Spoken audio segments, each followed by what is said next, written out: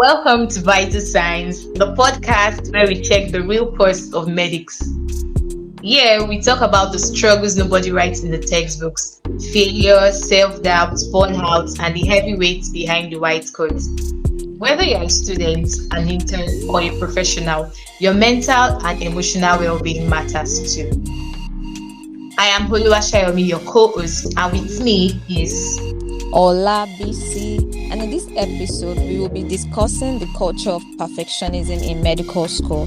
So, whether you're celebrating a win, picking yourself up after an exam, or just trying to breathe through the pressure, this is your space. Let's dive in.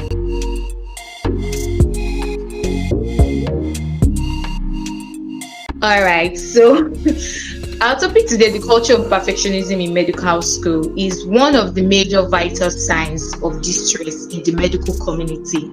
It's something that needs to be talked about and redefined.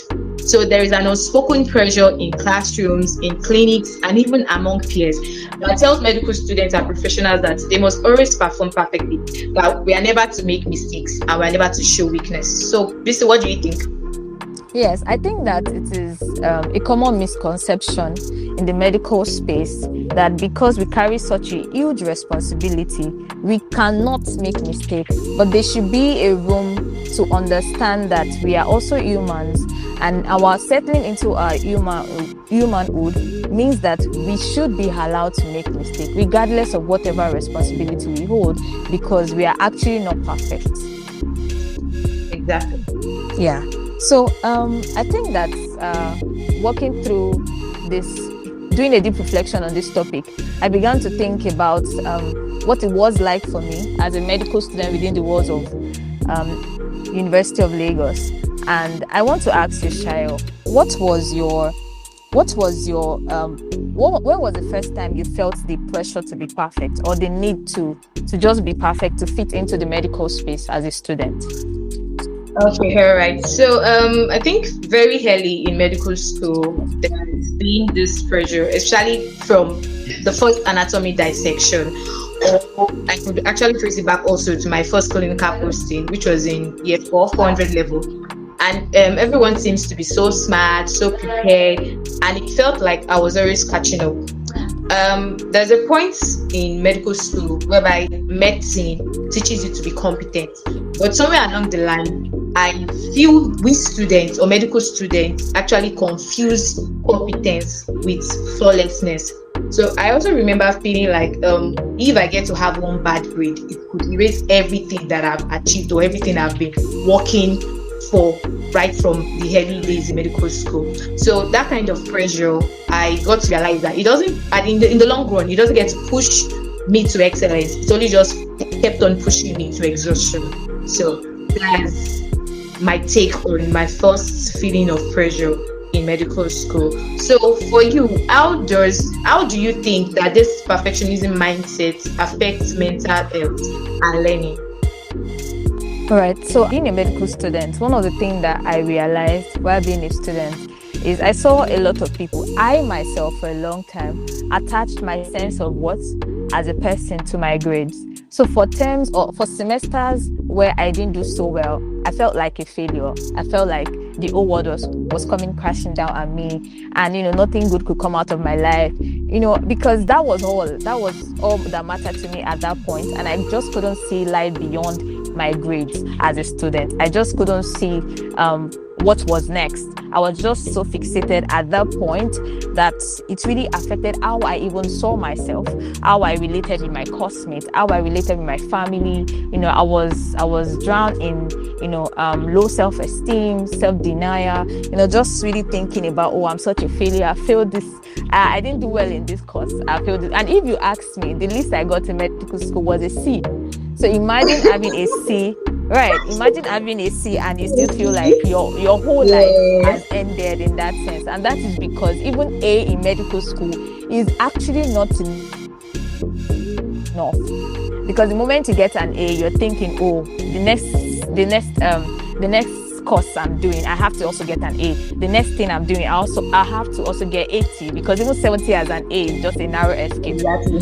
So right. So one of the things I feel like affects medical student more is the sense of detachment. Medical students need to practice the sense of detachment to see that their grades and their humanhood, their existence, they are two different things and should be treated as such. So I really want to ask Shayo, understanding that mental health affects medical students, mental health actually affects perfectionism in medical school. Do you think that even when a person's mental health is being affected, do you think that it leads them to vulnerability and isolation?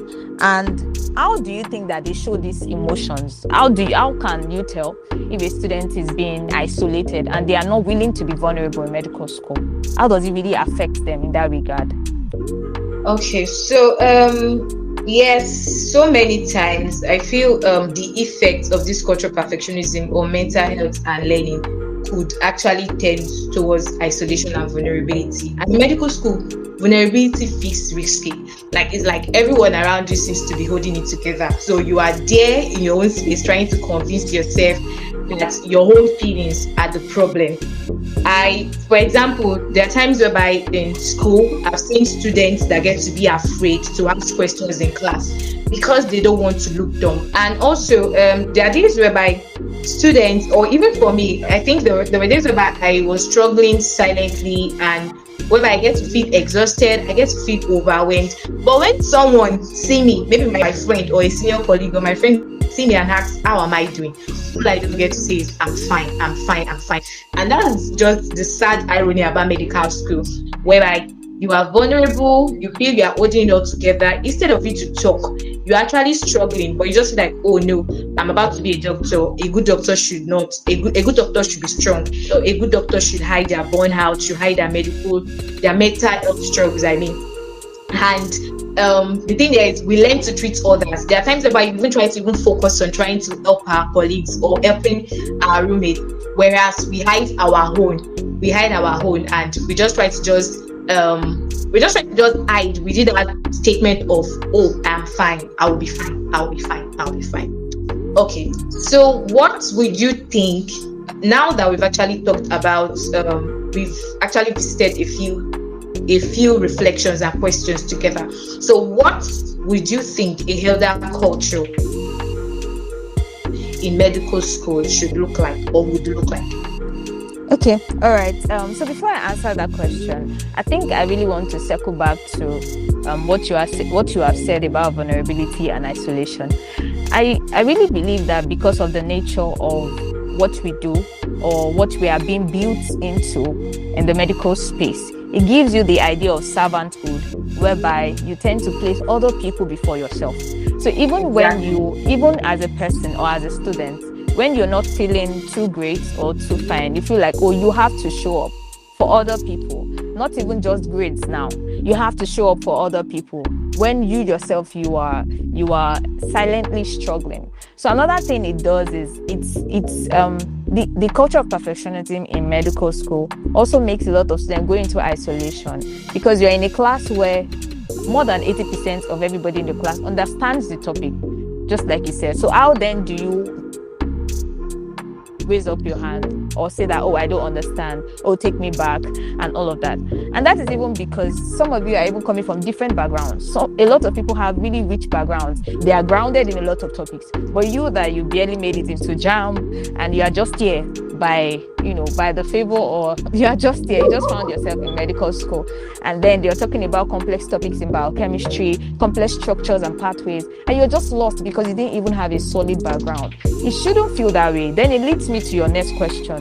of what will a healthier culture look like? I feel that healthier culture in medical school will look like a space that is open for everybody, where everybody can actually be themselves, with no culture of being in a certain standard. Because either we accept it or not, when you enter into medical school, there is a certain standard that is already there that feels like you have to match up to be alone. You have to match up to be in this circle. And that is even why when students fail, immediately it affects their self-esteem. Immediately they can't think to see themselves of anything that makes sense just because they failed the course. But a healthier culture would be a culture that allows for mistake. A culture that tells you, oh, you've made a mistake, but yes, there is room for improvement. A culture that tells you it is okay to be weak, but you can always ask for help. A culture that tells you it is okay not to have it all figured out, or not to understand a particular course, or not to understand a particular structure. It is okay not to understand anatomy at the first glance, but you can actually read and understand anatomy. A culture that tells you it is okay to rest when you're tired. It is okay to actually also put yourself first before other people. That is actually how I would see a healthier culture in medical school. What about you, Shai? So for me, I think I would imagine a culture where it's safe to say, oh, I need help. A culture where mentors or senior colleagues that you are called to ask questions tend to share not just only their success stories, they get to share their struggles. A culture where rest shouldn't be like a reward, where students come to the realization that rest is actually a requirement, reason because we are humans. And one of the things we actually show as in the long run, when we get to be clinicians, or when we get into the medical space to practice, we get to know that empathy begins with self-compassion. And I think lastly, I also imagine, or I also wish for a healthier culture where growth is more powerful than perfection. And when all of this is in place, I feel like healing begins from within.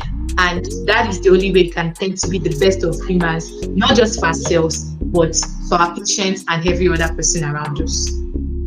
So now, we both are now, like, we are graduates and we are in our respective fields. So what's that one thing you would tell a younger colleague that's just starting out in medical school? So I think for me, one thing I would tell someone that is just, a student or someone that is in medical school is don't compare yourself to someone else, because that is also one thing in medical school. We tend to compare our grades, we tend to reach a certain standard in our head. While competition might be healthy, it might also affect a person's mental health. And also, another thing I would also like to say is know what works for you. Everybody might be doing an overnight. It might not be your own strength of study. Know what study pattern works for you and stick to what works for you. Another thing that I struggled personally with is the idea of rest. I took rest as, maybe I need to have worked to a certain extent before I can rest. And at that point, I'm literally breaking down. So one thing I'll tell someone out there is that rest is good for you. Rest should be part of your study routine as a medical student. And yes, you don't need to deserve the rest. You should get the rest when you need it. You don't need to deserve it. You should get it when you need it. So, and lastly, I would say that celebrate your little wins. There is something that medical school does for us, or has done to me, even as a person. I realized that even coming out of medical school, it is quite difficult for me to celebrate my little wins, because in medical school, after all the reading, you get an A in a course, you are happy, and that's just it. I've passed, okay, on to the next one. So it gives you a sense of relief rather than an achievement. So celebrate your little wins. If you read for a course, you got an A, you could get yourself something nice. Yes, you deserve it and you should get it. Those little wins, they matter, right? So that is all I have to say. Okay, so I think from my own end, what I will add is that to a younger colleague out there that is just starting out early in medical school, I want you to see that mistakes don't make you less of a doctor. Mistakes don't make you less of a nurse. They make you more of a human. And it is okay to be both competent and confused sometimes. And in your journey, try not to lose yourself in it. Try not to lose yourself in it. And lastly, we have that just try to be kinder to yourself. Be kinder to yourself, because that is what is going to help you be a better clinician in the long run. That was a short time in today's episode. So our pulse check question for our listeners today is that what part of you is trying too hard to perfect? And what would happen if you allowed yourself to just be human for once? Yeah, I think we all should actually have a reflection segment on this question. All right, thank you so much for that, Shayo. And thank you all for having us. That will be all on today's episode of Vital Science. Remember, your journey in medicine is more than exams and grades. Your mental and emotional health matters too. So if this episode resonated with you, share it with a friend, subscribe. Let's keep the conversation going. Until next time, keep checking your vital signs. Bye. Bye.